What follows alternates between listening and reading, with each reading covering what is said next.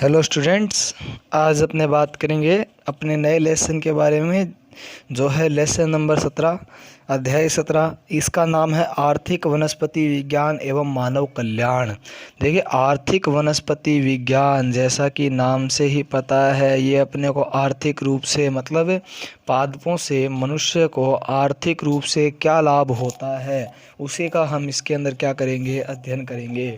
तो पहले हम इसकी देखते हैं प्रस्तावना के बारे में कि मानव के जीवित रहने के लिए केवल 3 मूलभूत आवश्यकताएं होती है: भोजन, वस्त्र तथा आवास।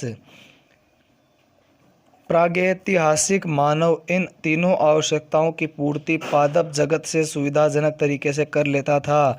जैसे कि आपको पता है कि जो पीछे के जो मानव थे, पुराने अपने जो पूर्वज थे, उनके पास जब ज़्यादा साधन नहीं थे तो उन्होंने अपना आवास किससे बनाया? वनस्पति से। भोजन किससे प्राप्त किया? वनस्पति से। और वस्त्र भी किससे प्राप्त किए? वनस्पति से प्राप्त किए। आधुनिक मानव ने अपनी आवश्यकताओं को कई गुना बढ़ा लिया है, जिससे उसकी जीवन शैली अपेक्षाकृत जटिल तथा तनावपूर्ण हो रही है। वस्तुतः पादप जगत सजीवों का एक विलक्षण जगत है, जो सूर्य की कभी न समाप्त होने वाली विकिरण ऊर्जा को कार्बनिक पदार्थों के रूप में संचित करता है। ठीक है भाई, पादप जगत सजीवों का एक विलक्षण जगत है। विलक्षण जगत जैसा कि आपने फोटोसिंथेसिस पढ़ा था, उसके अंदर पादप क्या करता है कि सूर्य से आने वाली विकिरणों को से जो ऊर्जा होती है वो ग्रहण करके उन भौतिक ऊर्जा को रासायनिक ऊर्जा के अंदर परिवर्तित करके किसका निर्माण करता है? कार्बनिक पदार्थों का। और उसके अपने अंदर क्या करता है? भोजन के रूप में संचित करता है। उदाहरण के लिए स्टार्च। मनुष्य की तीनों आवश्यकताओं की पूर्ति हेतु पादपों द्वारा खाद्य पदार्थ, रेशे, काष्ठ तथा कई अन्य पदार्थ प्रचुर मात्रा में तथा कई रूपों में उपलब्ध किए जाते हैं। परिभाषा अगर आप देखना चाहे इकोनॉमिक बॉटनी की, तो इसके अंदर देखिए, वे पादप जिनसे मनुष्य के लिए उपयोगी पदार्थों की प्राप्ति की जाती है आर्थिक दृष्टि से उपयोगी पादप माने जाते हैं। मतलब वे पादप जिनसे मनुष्य के लिए उपयोगी पदार्थों की प्राप्ति की जाती है, मतलब वे पदार्थ जो मनुष्य के क्या आए? उपयोग में आए। चाहे भोजन हो, वस्त्र हो, चाहे लकड़ी हो, चाहे तेल हो, या अन्य कोई औषधि हो, मसाले हों, ये सारी चीज़ें मनुष्य के क्या है? काम में आने वाली, और उसको आर्थिक रूप से क्या पहुंचाती है? लाभ पहुंचाती है।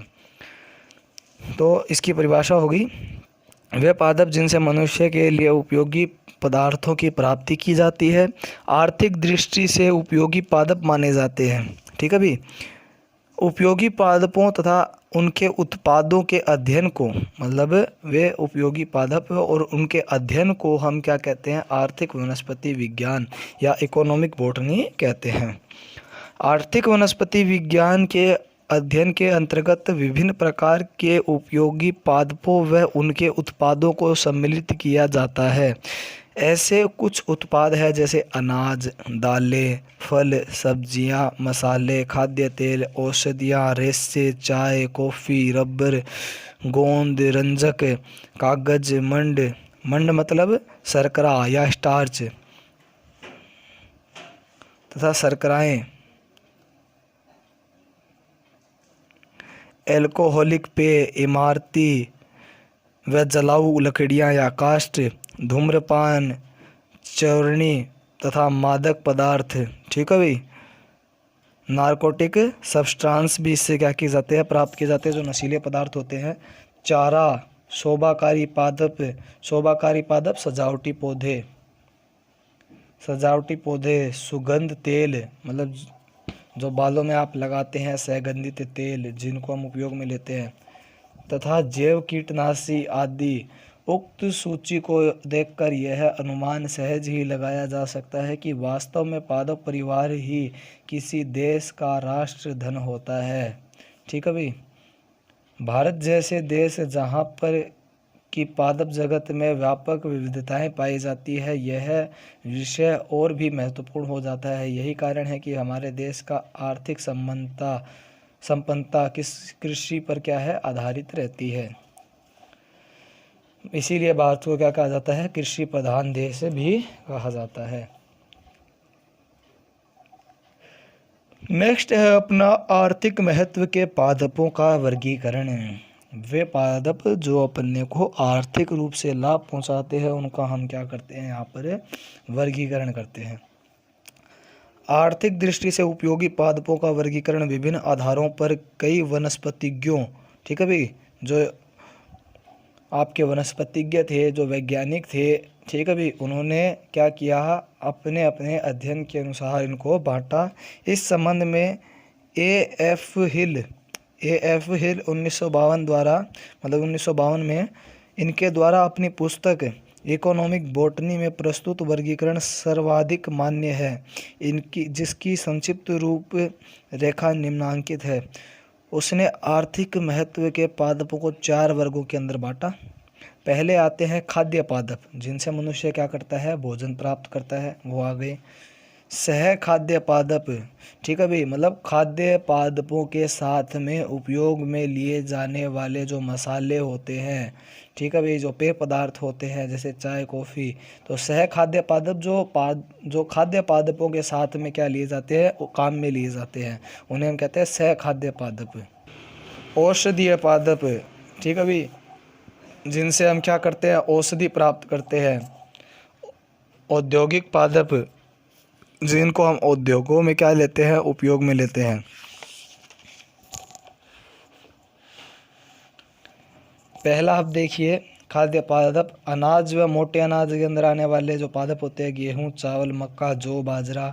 दालों के अंदर आते हैं चना, मूंग, उड़द, अरहर, मोठ, छोला। सब्जियों के अंदर आलू, बैंगन, टमाटर, कद्दू, भिंडी इत्यादि। फल के अंदर अनाज, संतरा, केला, सेब, ठीक है भाई। सह खाद्य पदार्थों में मसाले, गरम मसाले जैसे हल्दी, मिर्च, काली मिर्च, ठीक है भाई, धनिया, ये सारे क्या है, मसाले है, गरम मसाले है। पेय पदार्थ के अंदर चाय, कॉफ़ी, कोका। औषधीय पादपों के अंदर है आपका अश्वगंधा, गिलोय, ठीक है भाई, सफ़ेद मूसली, नीम, अतीस, अफीम, सर्पगंधा, ठीक है भाई। धूम्रपान, च्वर्णक व मादक पदार्थ के अंदर तंबाकू, सुपारी, भांग। औद्योगिक पादपों के अंदर ऐसे पादप जिनसे हम रेशे प्राप्त करते हैं, कपास, जूट, पटसन। टिम्बर पादप, सागवान व शीशम। रबर पादप, पारा, रबड़। गोंद तथा रेजिन्स प्राप्त करने वाले पादप, बबूल व चीड़। वाष्पशील तेल, चंदन, मोगरा। वशीय तेल, जिनसे हम प्राप्त करते हैं, सरसों, मूंगफली, नारियल, अरंड। जो वाष्पशील वशीय तेल, ये हम आगे पढ़ेंगे, इसके अंदर क्या होते हैं, शर्करा व स्टार्च, जिनसे हमें प्राप्त होते हैं, जैसे गन्ना, चुकंदर, अखरोट, साबूदाना, ठीक है भाई। तो ये था अपना आज का लेसन, जिसका नाम था आपका आर्थिक वनस्पति विज्ञान व मानव कल्याण। तो ये छोटा सा लेसन है, ये अपना कंप्लीट हो चुका है। स्टूडेंट्स, आज अपने एक नई यूनिट शुरू करने जा रहे हैं, जिसका नाम है आर्थिक वनस्पति विज्ञान, इकोनॉमिक बॉटनी। तो आर्थिक वनस्पति विज्ञान के अंदर हम देखेंगे भी, जैसे पता है आर्थिक वनस्पति विज्ञान, जैसा अब एक शब्द आ गया भी आर्थिक, मतलब मनुष्य को इससे आर्थिक रूप से किस प्रकार से लाभ होता है, उसी का हम यहाँ पर क्या करते हैं कि भाई मनुष्य को इनसे आर्थिक रूप से किस प्रकार से क्या हो, लाभ हो, वही हम यहाँ पर देखेंगे। तो देखिए, आर्थिक वनस्पति विज्ञान के अंतर्गत पादपों के वर्गीकरण में तेल, रेशे, मसाले व औषधि उत्पादक पादपों का क्या होता है, विशेष महत्व होता है। और अपने चैप्टर का जो नाम है वो क्या है, तेल, रेशे, मसाले एवं औषधीय उत्पादक पादप। मतलब ऐसे पादप जिनसे हमें तेल, रेशे, मसाले व औषधियाँ क्या होती है, प्राप्त होती है, उनका हम यहाँ पर क्या करेंगे, अध्ययन करेंगे। ये बहुत ही यहाँ पर बढ़िया चैप्टर है। यहाँ से 1 नंबर का क्वेश्चन है, आपको बोर्ड एग्ज़ाम के अंदर पूछने का क्या है, चांस है, ठीक है भाई। तो देखिए, तेल उत्पादक पादप सरसों, मूंगफली, नारियल, अरंड, ये क्या है, अपने तेल उत्पादक पादप होते हैं। जैसे सरसों, मूंगफली, नारियल, अरंड, इनसे हमें क्या होता है, तेल प्राप्त होता है। देखिए, तेल रासायनिक दृष्टि से वसीय तेल, मतलब फैटी ऑयल, जटिल कार्बनिक पदार्थ होते हैं जो जल में क्या होते हैं, अविलेय होते हैं, ये आपको पता ही है। तथा सामान्य तापक्रम पर द्रव अवस्था में तथा ठोस या अर्ध ठोस अवस्था में, जैसे वसा या चर्बी के रूप में क्या होते हैं, पाए जाते हैं या रहते हैं, ठीक है भाई। सामान्य ताप पर ये क्या होंगे, द्रव अवस्था में पाए जाएंगे, या फिर ये ठोस या अर्ध ठोस अवस्था में। अर्ध ठोस अवस्था अगर आप पता चले तो जैसे आपने जो पिघली हुई अगर चॉकलेट देखी है, तो पिघली हुई चॉकलेट जो होती है वो ना तो द्रव होती है और न ही क्या होती है, ठोस होती है। तो वो क्या होती है, अर्ध ठोस अवस्था होती है। ये पादपों के विभिन्न अंगों जैसे स्तंभ, फल, बीजों से क्या किए जाते हैं, प्राप्त किए जाते हैं। मतलब जब आपको तेल प्राप्त करना होता है तो आप पादप के कौन से भागों को उपयोग में लेते हो, या तो उसके स्तंभ को, या फल को, या बीजों को। ठीक है भाई। पादप में दो प्रकार के तेल पाए जाते हैं। एक तो होते हैं सैगंध तेल, ठीक है भाई, या इसे हम कहते हैं अनिवार्य तेल, या इन्हें हम कहते हैं वाष्पशील तेल। ठीक है भाई। दूसरे होते हैं अपने वसीय तेल, या इसे हम स्थिर या अवाष्पशील तेल कहते हैं। पहला हम देखेंगे भी सैगंध तेल क्या होता है। तो देखिए सैगंध तेल जो होते हैं वो तीव्र गंध वाले होते हैं, मतलब इनके अंदर से तीव्र क्या उठती है, गंध उठती है। वाष्पशील हाइड्रोकार्बन्स होते हैं। वाष्पशील क्या होते हैं, हाइड्रोकार्बन होते हैं, जिनका पृथक्करण आसवन विधि द्वारा किया जा सकता है।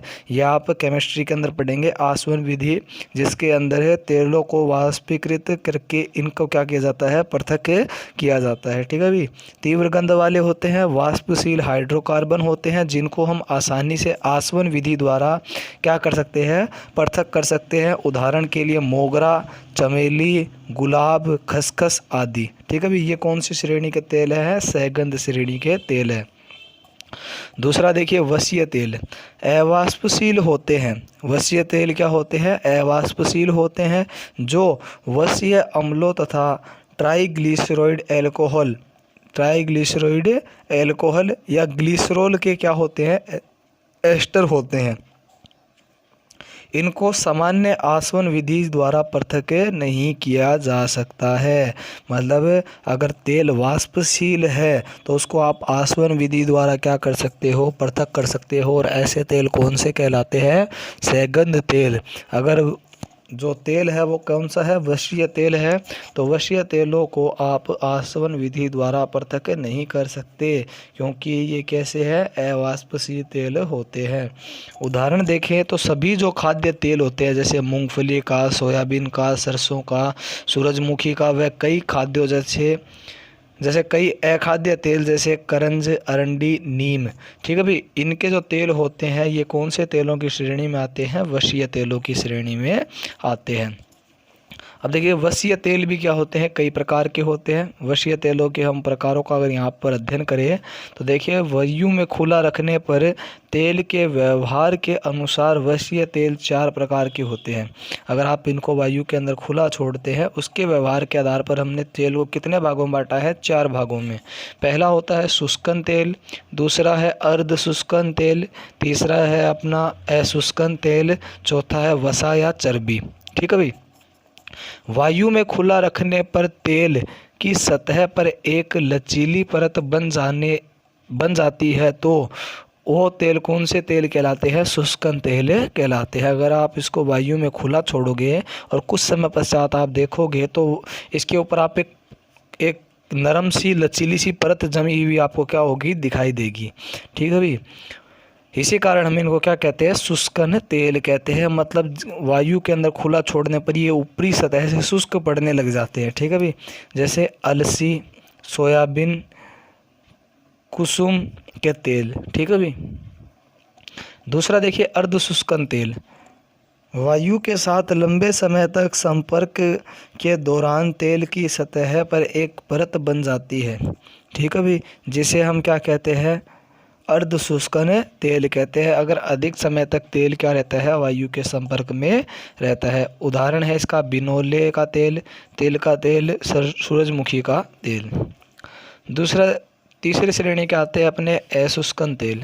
अशुष्कन तेल कौन से होते हैं, ये वायु के संपर्क में किसी प्रकार की परत नहीं बनाते हैं। मतलब अगर आप इसको आप वायु में छोड़ देते हैं तो इनके ऊपर जैसे आपने छोड़ा था वैसे ही आपको मिलेंगे, तो और इनके ऊपर किसी भी प्रकार की परत का निर्माण नहीं होता है। उदाहरण के लिए सरसों की कुछ जातियों को अर्ध शुष्कन वर्ग में भी रखा गया है। ठीक है भाई। जैसे अरंडी, मूंगफली के तेल, ये भी इसके अंदर क्या किए गए हैं, अरंडी मूंगफली के तेल भी इसके अंदर सम्मिलित किए गए हैं। वसा या चर्बी, ये सामान्यतः तापक्रम पर ठोस या अर्धठोस अवस्था में पाए जाते हैं। जैसे पीछे मैंने आपको बताया था कि जो वसा या जो चर्बी होती है वो क्या होगी, ठोस या अर्धठोस अवस्था में पाई जाएगी। उदाहरण के लिए नारियल का तेल, पॉम ऑयल। नारियल का तेल, आपने उदाहरण नारियल के तेल का देखा है कि ये ठंड के दिनों के अंदर ये जमकर क्या हो जाता है, ठोस हो जाता है। ठीक है भाई, ठंड के दिनों में जब सामान्य तापक्रम होता है तो मतलब जब तापक्रम नीचे होता है तो ये कौन सी अवस्था में हो जाता है, आपके ठोस अवस्था में हो जाता है एकदम। और जैसे मतलब न तो गर्मी हो और न ही क्या हो, ज़्यादा ठंड हो, तो उस समय ये क्या रहता है, अर्ध ठोस अवस्था में दिखाई देता है आपको। ठीक है भाई। अब पहला अपना आता है सरसों, मस्टर्ड। ठीक है, सरसों का सामान्य नाम इसको आप कहते हैं पीली सरसों। ठीक है भाई। अगर इसका वानस्पतिक नाम देखना चाहें, सरसों का वानस्पतिक नाम आपको याद रखना ज़रूरी है। तो सरसों का वानस्पतिक नाम क्या हो गया, ब्रेसिका नेपस वेराइटी। ठीक है भाई, ये वेरा क्या है, वेराइटी है, ये सरसों की एक किस्म है ये। ठीक है भाई, ब्रेसिका नेपस वेरा। ठीक है, वेरा का अर्थ क्या है, वेराइटी। ठीक है, तो ये सरसों की एक क्या हो गई, किस्म हो गई, ब्रेसिका नेपस। और दूसरी है आपकी ग्लेउका। ठीक है भाई।